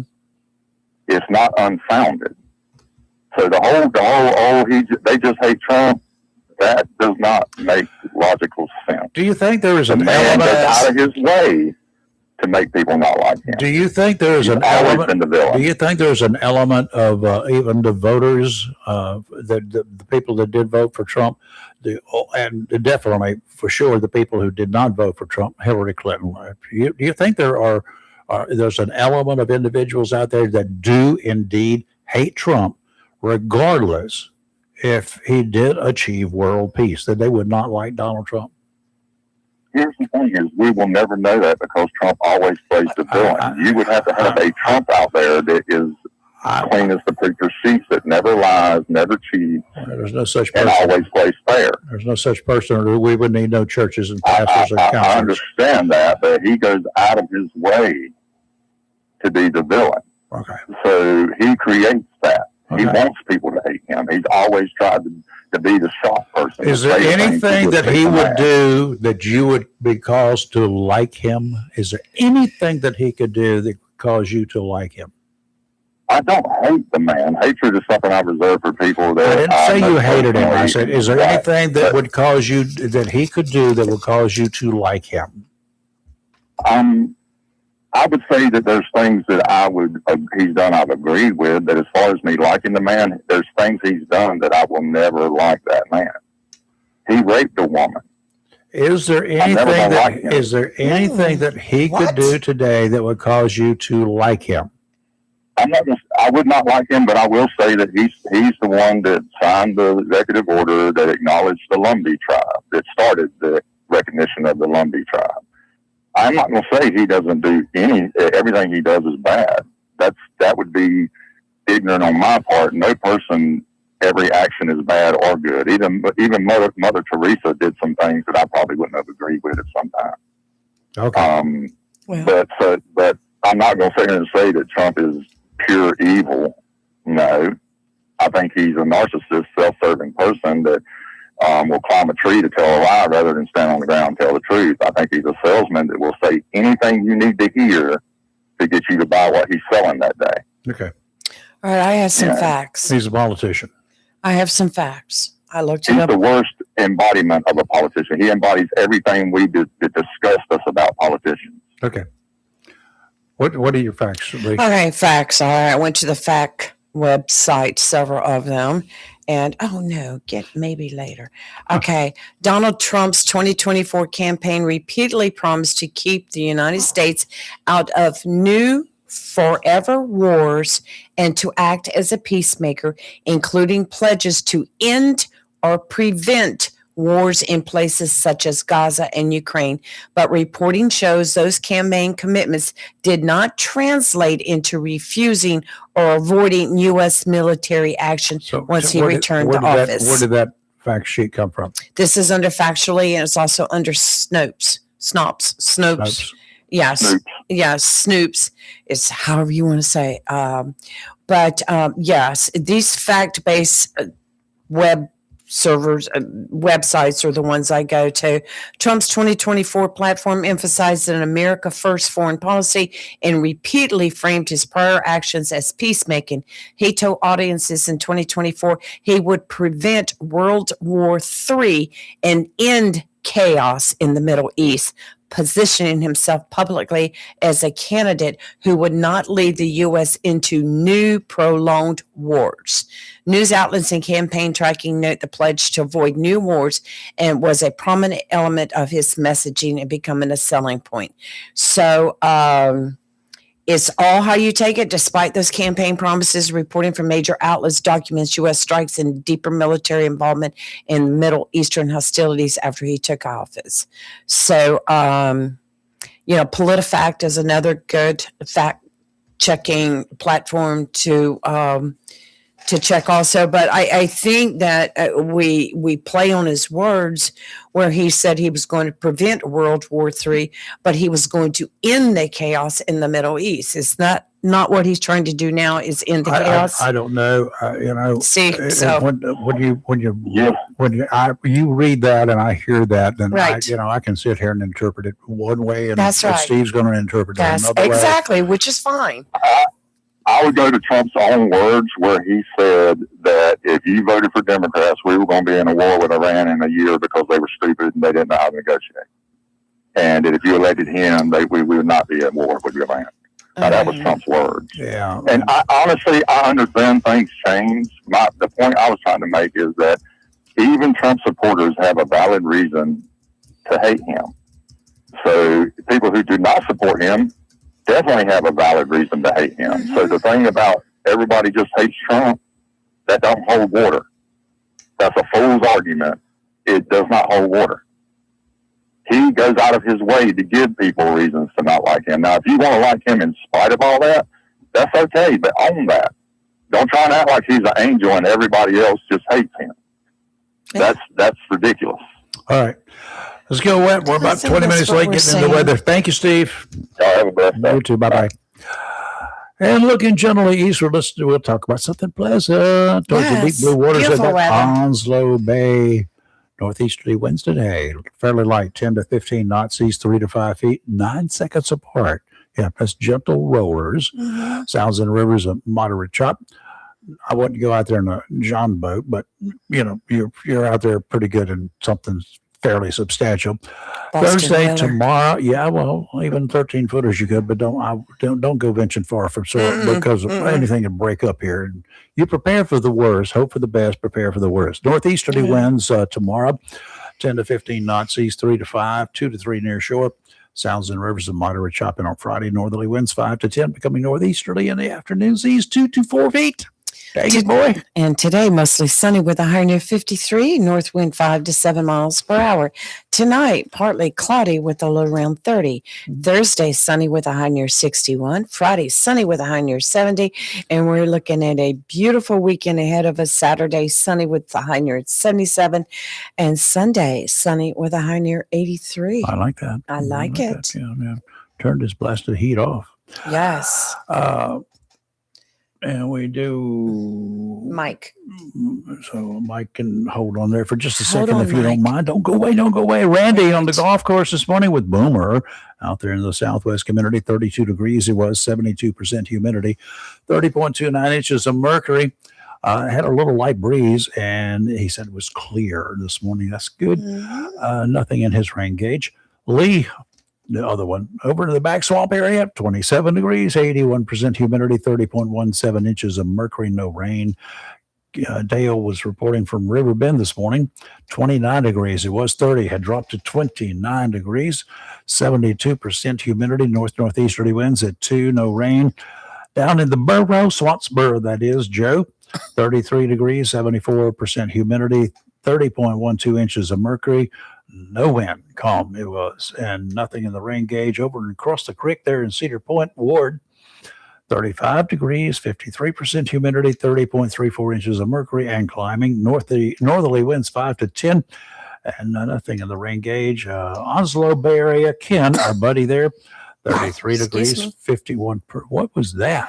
I just, I had to keep taking cough drops. In Oslo Bay, Ken, at 33 degrees and 51% humidity. Down in Bladen County, James is on the highway this morning. He's heading from Bladen County. You want to go over around That's round, Mike again. round and round and round she goes. And don't go away, Mike. We'll be with you in just Right. a second. It's 29 degrees in Bladen County, clear, calm, and had traffic on the roads as usual. Yes. Lee over the woodlands, 30 degrees, 74% humidity, 30.28 inches of mercury, southeasterly winds at 2. Here in the studio in Country Club, was 30 degrees. It's now 32 degrees. It just climbed one while I was looking at it. Woo. 76% humidity, 30.14 inches of mercury, northeasterly winds at 2. And we had no rain here either. Michael is on line number Mike? 1. Yes. Hey, Michael, what's up? Try line number 2. I think he hung up and dialed back. There he is. This is it. He's right Okay. here. I see him, but I can't hear him. Talk, Mike. Or whoever's on line 1. Good morning. I'm not sure who it is. Good morning. Who's this? Well, I heard you breathing, and I heard you go click. You hung up, so. Yeah, he called twice. So Yep.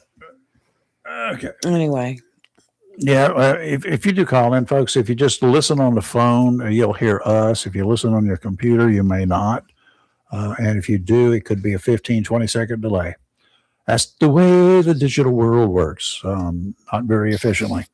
did I just knock my? Oh, just What'd you do knocked wrong? myself out of Facebook.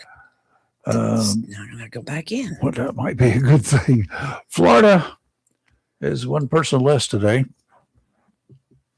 Do tell why. Yeah, well, a dude back in 2008, he raped and murdered a married mother of 2 young sons who called 911 and begged for help while tied up in her car after she was abducted. Well, Michael Lee King, was 54 years of age when he quit breathing, died at 6:13 last evening following a lethal injection at Florida State Prison. That's out there near Stark. That's according to authorities. He was sentenced to death for first-degree murder, sexual battery, and kidnapping for the January 2008 killing of 21-year-old Denise Amber Lee. The Supreme Court denied King's appeal on Monday. Goodbye, Mr. King. She was abducted by King while leaving her Northport home, where her children were inside. King spotted Lee while driving earlier outside the house with her 2 sons, Ridiculous. a toddler and an infant at the time, as she trimmed her 2-year-old son Noah's hair on the back porch. She had no way of knowing that a predator was driving through her neighborhood searching for a victim. That's according to the Denise Amber Foundation, which was created by Lee's husband, Nathan Lee. That's what it has on his website. King took Lee to his home where he raped her. Later that day, he drove to a relative's house to borrow a flashlight, shovel, and gas can while Lee was tied up in his vehicle. Despite being tied up, this young woman, 21 years of age, a mother of 2 infants, managed to get King's cell phone and dial 911. She begged for her life, saying she wanted to see her children and her husband again. King eventually shot her in the face, then buried her. He was pulled over a short time later by a state trooper because his green Chevrolet Camaro matched the description of another 911 call, unrelated. Goodness A gracious. caller said she heard screams coming from the vehicle at a traffic light. She heard screams, some caller did, and put out the description of this guy's car. His hair and belongings were later found in King's vehicle and home. A law passed months after her death provides better training for 911 operators, the Denise Amber Lee Act. At least 4 other 911 calls, not including Lee's call, were made the day of her abduction. One from her husband, as well as others who were reporting different things, seeing the car, and other suspicions who saw parts of the crime unfolding. They didn't put it all together. That's crazy. They didn't put it together. They didn't compare notes. And she died, begging to see her husband and her 2 little babies one more time. So sad. Why did it take from 2008? Because he was called the same night. Why did it take from 2008 to 2026? Because he's got rights. To send this we man have to on make his sure way. he gets his rights. Your rights end where mine begin. I agree with you 100%. That's the bottom line. That's our law. His rights ended the moment he kidnapped that woman. Exactly right. Exactly right. Real quick, Sheriff's Office put out about 20 minutes ago that there was a rollover on Gum Branch Road, right at Gum Branch and Plantation. That's my light. That's my light. Well, don't go that way. Wow, and a rollover sounds like I bet I know somebody T-boned or somebody, but yeah, right there at that light at That's going to take a Plantation. little bit of time and to Gum clean Branch. up, so Yes, we'll have to get out there. which is right close to Do we know Jacksonville High about- School. Do we know about injuries? They didn't say anything other than it was a I rollover. know you time that it came in, but what time did they get the call? Do you know? I don't know. I read the post and it was around 8:10, so it's been about 20, 30 minutes now. Okay. Did you get me should any be more cleaned up. information about voter registrations and all that good stuff that we were talking about yesterday and the day before? Yes. I mean, we had the number of voters and how they voted here in I had to Onslow grab County it. and these other counties in Right. the 3rd district. Do we know how many of those independents, the unaffiliated, they should know whether an independent got a Republican ballot or a Democrat ballot? I mean, it should be available. They have it down as Democrat or Republican ballots. So they don't Yeah. show who was. Let me see what I have here. I just wondered how many, I had this out last how many independents, because they normally have that available. They don't. I've tried everything. Let me see. I'll call them and ask them. Onslow County. I think we discussed it. Yeah, we discussed how many voted and, Right. and what party affiliation they were in, and all the other counties here Right. in the 3rd district, the other 8 counties.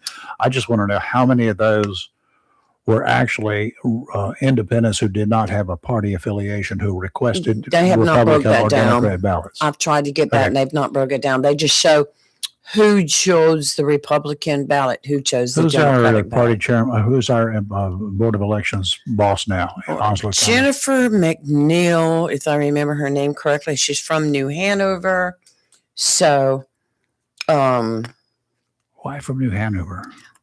well, I don't know that she's still living in New Hanover, but I understand she is from New Hanover. But, Well, I'm from Mars too, but you're here. Yeah. Nobody says, but I don't why know. is he from Mars? Why is anybody saying she's from New Hanover? I was told that she is from New Hanover County and her name is Jennifer McNeil. That's what I was told. Because I have asked for months and months and months, what's going on? Nobody wants to talk about it. Okay. Why don't we have an elections board director? Who's the state chairman? Is it Francis DeLuca? State chairman. No, it can't be hers. She's No. Francis is a man. yeah, He's I from know- Onslow I know County. him, but he can't be chairman of the state. He can't be in charge of the state board of elections. You just asked who was in charge of the state board of Yeah, elections. I'm sure he can't still be there. Can he? Okay, well, we'll find out. I want to know Is because I need to call him or her, whoever it's going to be. Good luck getting through. And we'll see. All right, let's see. Let me see. New statesman sworn in, blah, blah, blah. Let me see what it says. This was 2025. All right, we'll find out. Francis DeLuca, yes, of Wilmington. who is it's Mike again, Onslow County resident. He's Okay. from Onslow County, went to Jacksonville High School. Well, I won't hold that against him. No, you shouldn't. Hey, Mike, are you there this time? Hello? Hello, Mike. There's nothing wrong with our system. It's working.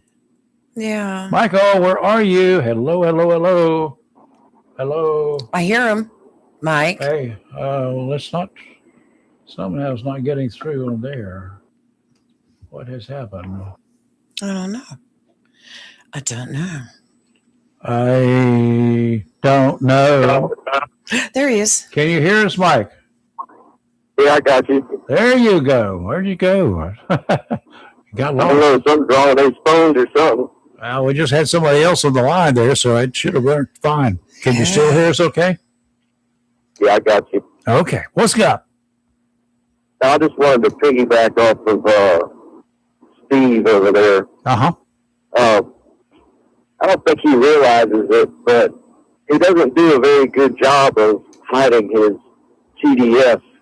He tries to act moderate, but it's obvious that he's not. But my question would be for him. He talks about how Trump is the embodiment of everything that politicians shouldn't be. My question for him is, find me one that tells the truth, for one, and I'll give him $1 million. But If I had it, that would be a good thing. does he get upset, over the lie? Like, look at all the lies Obama caused, or that he told. Look at healthcare now. The Affordable Care Act was supposed to make healthcare affordable, and all it did was drive it through the roof. Yeah, but That's a lie. the new administration did away with the Obama Health Care, the Affordable Care Act, before it could get off the ground, according to a lot of folks, because it would have been And the then- greatest thing since sliced white bread if it had been allowed to continue. And the racism, it was disappearing in the 90s and early 2000s until Obama came along and brought it back with a vengeance. Like just things like that just drive me nuts about these liberals that they just run their mouths on feelings, basically. Uh-huh. There's no facts to nothing that they say. It's just all feeling. And I just wonder why they go so hard at Trump when, he's not perfect, but he's the one driving the ship, and he's flying the plane and they're on the plane too, and they're cheering for the pilot to crash. I don't understand it. A lot of the stuff that I'm hearing this morning from both sides here, and I generally don't pay any attention to political campaigns. I used to the promises that were made, but I can guarantee you that the promises that are made by people who really, at the time that they make them, really believe them. I honestly think that they believe that they can do what they said they would do, and things would work out just fine.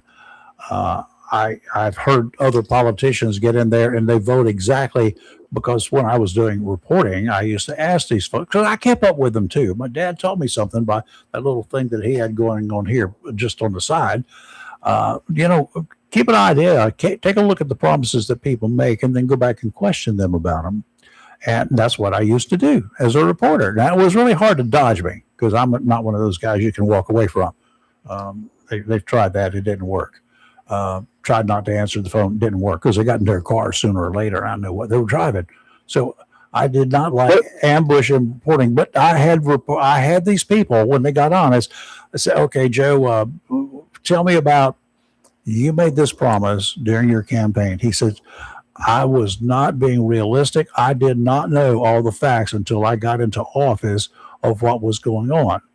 What was it? Nancy Pelosi said, we've got to read all this mess in here before we can know exactly what it says, but I'm going to vote on it now. I think that was probably the most honest thing that any politicians had ever said. Yes, they don't read it. They don't have time to read it. They take the word of whoever put it together and say, yes, he says it's going to be a good plan. So we'll vote for him because he's going to vote for my pile of crap. That's politics. Do you disagree? In my opinion, the white liberal is just a big crying crybaby nuisance to the country. Okay. And interesting perspective. well, they are. And why don't they get upset? This is why I say they're a bunch of crying children, because they don't get upset at who actually caused the problem. They get upset at the guy who's trying to fix it, right? With this Iran deal. So ever since the Beirut bombing, you know, every president has said, "Oh, we can't have a nuclear Iran. If they attack Israel, we're going to, you know, be on Israel's side." Well, Israel doesn't attack first. That's the thing. Is it's Hamas who's backed by Iran. They do these attacks, and the fact of the matter is let's say Israel said, "Okay, let's lay our weapons down," and they actually did. They would die. You know, the second they laid them weapons down, those Palestinians and all them Arabs would be over there wanting to cut their heads off instantly. That's why they can't put the weapons down. And in immigration, they get mad about ICE. Okay? Joe Biden opened the border, actually lured all these people here. He lured them here. And then now there's housing problems, the schools are full, the doctor's offices are full, and they're mad at the guy that's trying to do something about it. Like, why don't you get mad at who caused it instead of getting mad at the guy who's dealing with it? It's good. It's a good thought process that you got going there, Mike. I do. I mean, that's Hard to disagree with. Very hard to disagree with that from my perspective. That's why I say they're children. They're a bunch of crying, complaining children.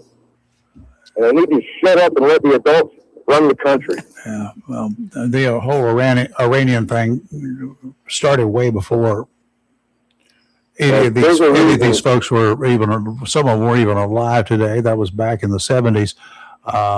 And when we did not take action in the 70s, and I was thinking on the way to the Outer Banks the other day, when I was thinking, 52 Americans were held hostage for 444 days. What did they get out of that other than their paychecks for back pay?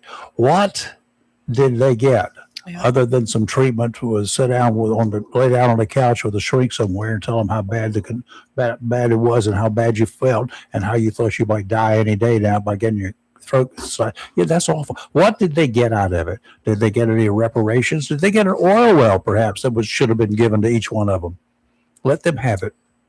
What did they get out of 52 Americans held hostage for 444 days?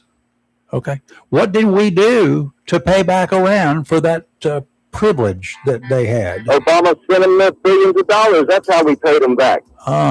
How about that? We paid them reparations. He actually rewarded them. Yeah, we took their money and we secured their money, everything they had in this country. We should have been earning interest on it, but you're right. We gave it back to them. Why? He didn't just give it back. He rewarded them. Yeah. I understand. I understand. I'm gonna leave you guys with a couple of quotes. Okay. The white liberal is the most dangerous thing in the entire Western Hemisphere. Malcolm X. I'm going to leave you with another quote. Malcolm X said that. Okay, gotcha. If you vote Democrat, this is being spoken to black people, if you vote Democrat, you're a chump. Not only are you a chump, but you're a traitor to your race. Also, Malcolm X. So, there you go. And he was right back in the 60s when he was saying it. He was dead on. Mm-hmm. And that's probably what he got killed for. Because he wouldn't let that white liberal shove their hand up his ass and move his mouth like the rest of them did. Jesse Jackson and Martin Luther King and all the rest of them.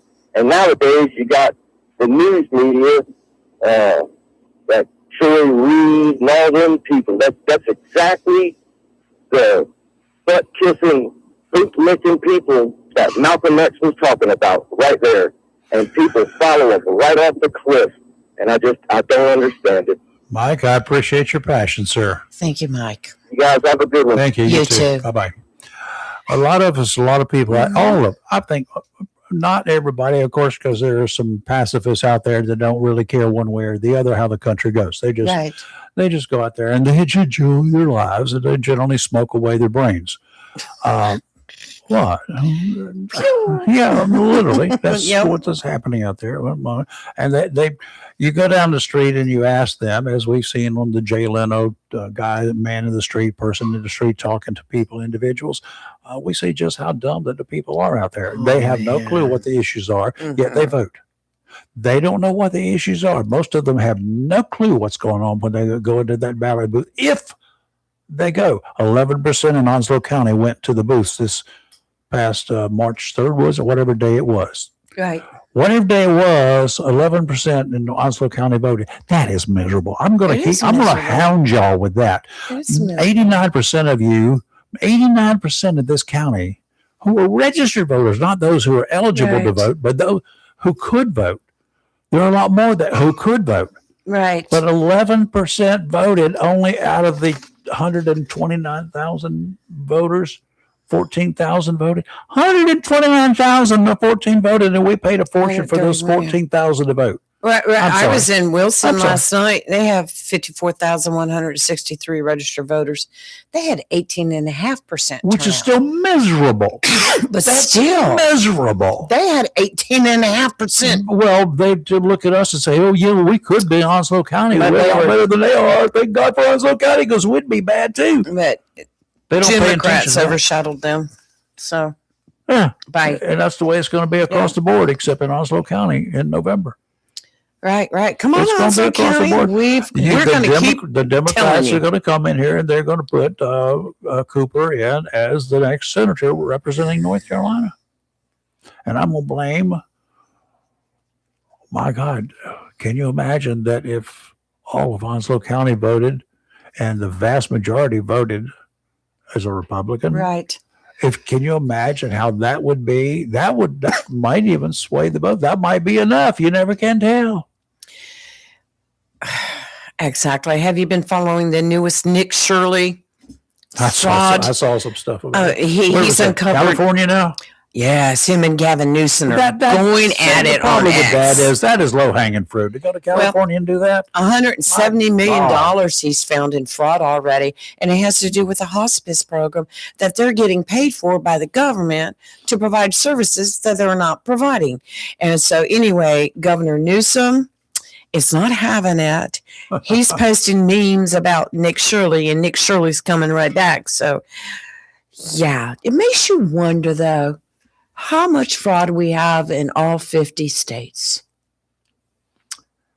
How much money has gone down the drain? Enough to reduce our taxes significantly, I have no doubt. He said there was people that he uncovered, he said they had nice vehicles. They were driving BMWs and Lexus and living in nice houses. That's slumping. Well, they're getting money for providing services that they're not providing. Mm-hmm. And in other news, the sheriff in Utah, Nanos, who's been in charge of the Nancy Guthrie investigation. And what are we, Utah, day 46? Did I say Utah? Arizona. I've got Utah on my mind because I've watched so many court cases from Utah lately. Arizona. Anyway, they shoot their people. They are collecting. They have over 500 volunteers right now collecting signatures, trying to get 120,000 signatures together to have him recalled as the sheriff. Why? Because they feel like that it was his botched investigation on Nancy Guthrie. And, I'm not there. I don't know exactly what's going on. I don't either. But from what I've read, but he's the sheriff. Don't know exactly what has happened. He probably knows a lot more than what we all know. Well, I hope so. Yeah. But do I feel like maybe there were some mistakes made looking from here? There are Yeah. always mistakes made in Should an have never- investigation. Release the scene the first 24 hours. Well, we want to talk about what's my little girl's name in Colorado that disappeared on Christmas morning in her house, John Benet Ramsey. Oh, yes. That's, yeah. The police arrived. She's a missing Right. person. She's been kidnapped, and they just let neighbors, relatives, and everybody else come in and Walk bring the food scene. and just walk all over that entire Same area. thing in Arizona Oh, Lord. here. One of them Same could have been thing. involved in it, but their DNA would have been found there, and it would have been okay because they are in here. Yeah, when did they leave that DNA? That's the Right. one thing about DNA you can't do. You can't tell how long it's been there. That's right. Duh. Then you have the issues with it getting mixed. Yeah, And- well, and, mixed you they know, can mixed they can deal with, but if it's it's hard, though. there, it's whew. Okay. That's Right. it. We're done until tomorrow. And then We have Miller time and tomorrow. Yeah. Yay. When by the time tomorrow gets here, we might need a Miller time. Oh, man. A time for Miller. Yeah. I don't drink Yes. beer. I very seldom, but it's nice to have a nice ice cold one after you've been out working in the yard all day. No, I But mean, it's been a long time since I've had one. well, it hasn't been warm enough yet to do it. So it's You might get been that way this weekend it's if you been work a in the long yard. time. I'm going to work in here and install my new radio. I might get that part of it done today. I'm Very good. gonna revamp it. By the way, I'm going to take this down, and Charlie will thank me. He better. Oh, okay. And I'm going to put it over there. And I will- Okay, because when I sit here, I can't even see you. that's good. I'm like, The only reason that I put this one here is like it. because of the threats that we were getting, and I do have body armor. oh, But- so you want to make sure you were well protected. Sure. Kevlar, well, they may be shooting at you, but the people that we know that would come in here, they're such bad shots, they might hit me and they're shooting at you. Anybody? So I've got Kevlar on this side, other side of this monitor. I Gosh. put a layer of Kevlar there. Can you see it? Mm. Yeah, it's there. Mm-hmm. Let me try it out. Let me. Steve, I'm lying. Unelect me. Right. Well, we'll see you in the morning. You're live and local, Real Talk. Yes. Are we awake? Yeah. Ow. I need a nap. Dang it. I'll pinch myself. We're awake. I'll pull one of those hairs. That hurts. Why would you do that? To see if I'm awake. I am Oh, awake. my I'm not woke. gosh. We'll see you tomorrow morning. Right. Have a great Bye. rest of your day. Yeah.